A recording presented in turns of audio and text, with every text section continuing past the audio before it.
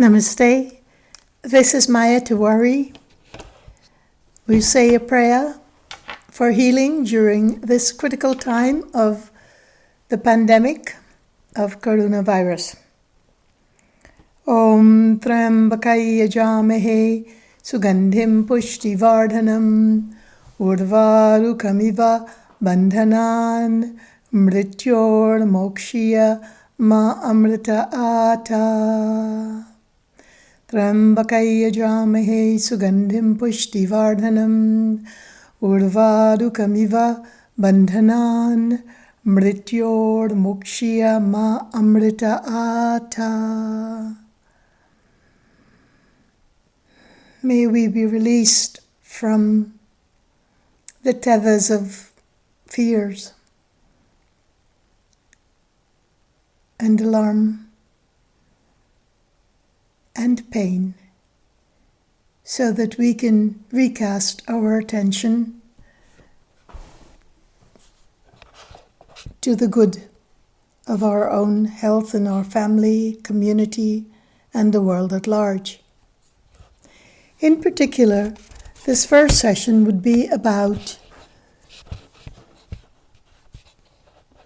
remembering Mother Earth. Mother Earth is beneficent, generous, benign, and all-forgiving. And therefore she would never judge our actions as human beings upon her magnificent earth. But I believe we all knew that sooner or later we would be facing our own internal and external wars. Not so much a military war, but a war with nature. Now, there are many prongs, there are many arms to this situation that we currently find ourselves in. They are political, they are financial,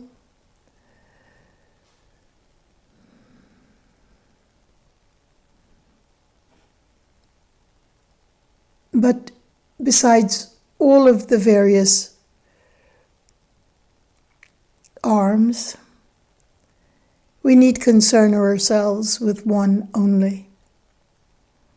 And that is, let us be together in the light that protects our nature, Mother Nature, the good earth, and all of her beings and creatures. Theories abound, both controversial and benign. But the fact of the matter is that we are looking at disease that is crossing the human barrier, meaning the DNA barrier. And that is because of one thing only, not only the poisoning of our food source, but the manipulation of our genetics, our bioengineering of the foods, our transporting the gene of animal into the gene of a vegetable or fruit.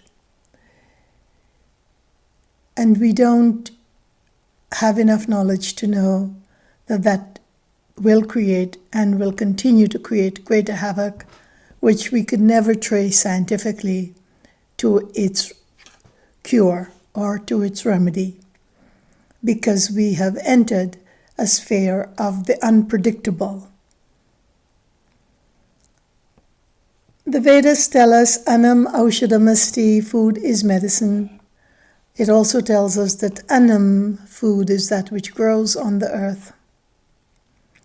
With that definition, we can say that in Ayurveda we understand that there is a synchronicity between the tissues of the food, Mother Earth, the seed, the food that grows from that seed, and its relationship to the 7 layers of vital tissues or dhatus within the human body, within the body of the animals as well, although their dhatu composition differs from ours as human beings.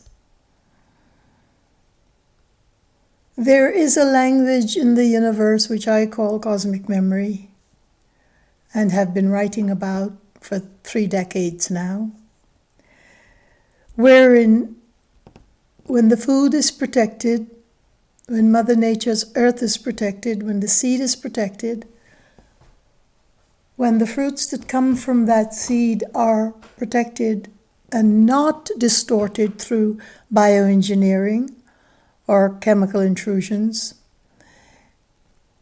we are likely to imbibe its grandeur, its grace in nutrition, its beauty.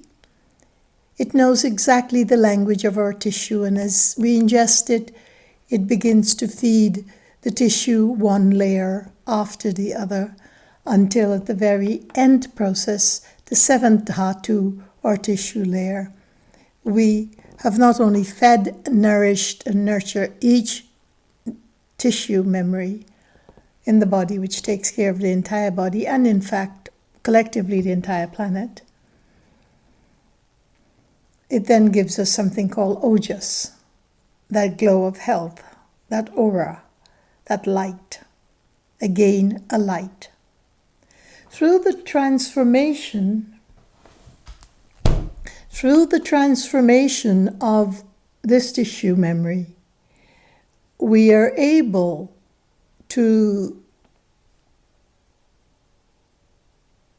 be connected in the most intimate way with Mother Nature and her nurturance, her nourishment.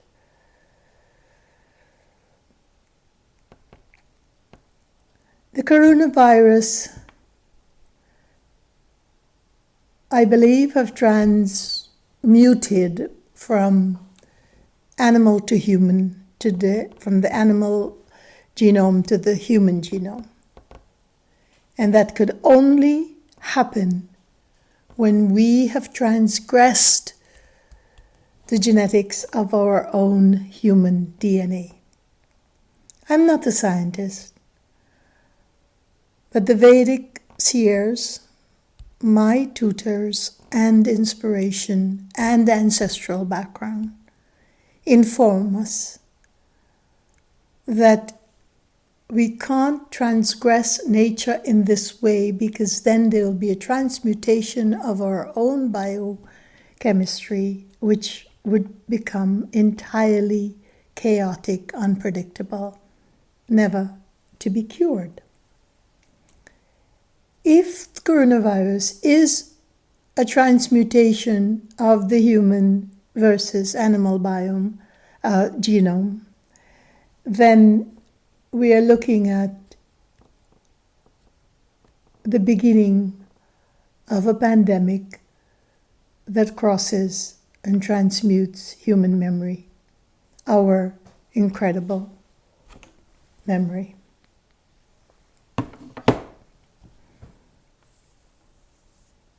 The memory of our tissue, the memory of our cells, the cellular composition that feeds inspiration, nourishment, nurturance, the maternal embrace, and everything that is the conscience of the human person. This is not just a phenomenal fallacy that threatens our. This is not just a phenomenal event that threatens our physiological and psychological immunity. Most importantly, it challenges our spiritual immunity as a human collective. It challenges the conscience of humanity, our individual and personal humanity, our sense of compassion, our sense of knowing, our sense of wisdom, our sense of oneness, our sense of unity, our sense of peace, our sense of love, our sense of everything that is rich within the nature of our Mother Earth.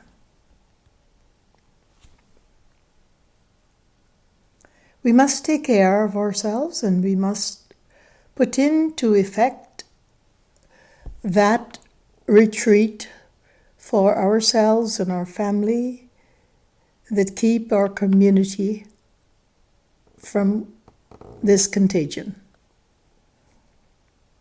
But we must now look to do the most difficult work of all, and that is to simplify our lives so that we can not only reflect on what we do not need, but also embrace what it is we are going to have to do to protect and preserve the Shakti of Mother Earth.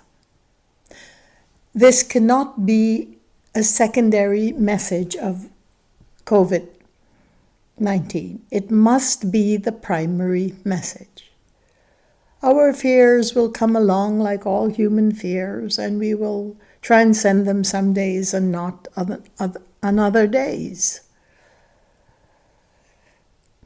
I will give more practical information as to what we can do to assuage these fears and make our environment healthier so that the mind can respond in its pristine way. And then continue the discourse with our journey together in lessening, in simplifying, in strengthening. Namaste, and thank you. Peace be your journey.